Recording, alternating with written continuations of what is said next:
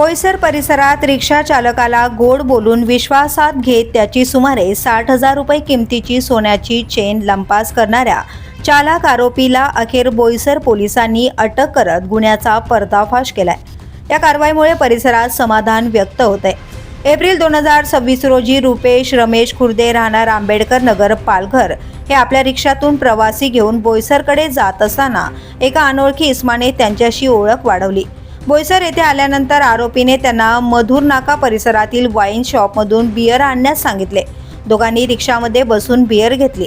यानंतर आरोपीने गोड बोलून विश्वास संपादन करत खुर्दे यांच्या गळ्यातील 4.7 ग्रॅम वजनाची सोन्याची चेन पाहण्याच्या बहाण्याने घेतली। काही वेळातच लघुशंकेचा बहाणा करून तो रिक्षातून उतरला आणि चेनसह फरार झाला। या प्रकरणी बोईसर पोलीस ठाण्यात 15 एप्रिल रोजी भारतीय दंड संहिता 2023 च्या कलम 318(4) अंतर्गत गुन्हा दाखल करण्यात आला। घटनेचे गांभीर्य लक्षात घेत पोलीस अधीक्षक यतीश देशमुख यांच्या मार्गदर्शनाखाली विशेष तपास पथक तयार करण्यात आले। पथकाने तांत्रिक विश्लेषण व सीसीटीव्ही फुटेजच्या आधारे तपास करत आरोपीचा माग काढला।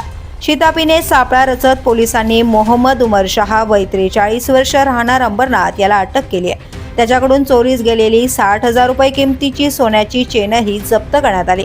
आरोपीला न्यायालयात हजर केले असता 27 एप्रिल 2026 पर्यंत पोलीस कोठडी सुनावण्यात आली असून पुढील तपास पोलीस उपनिरीक्षक नितीन नरळे करत आहेत।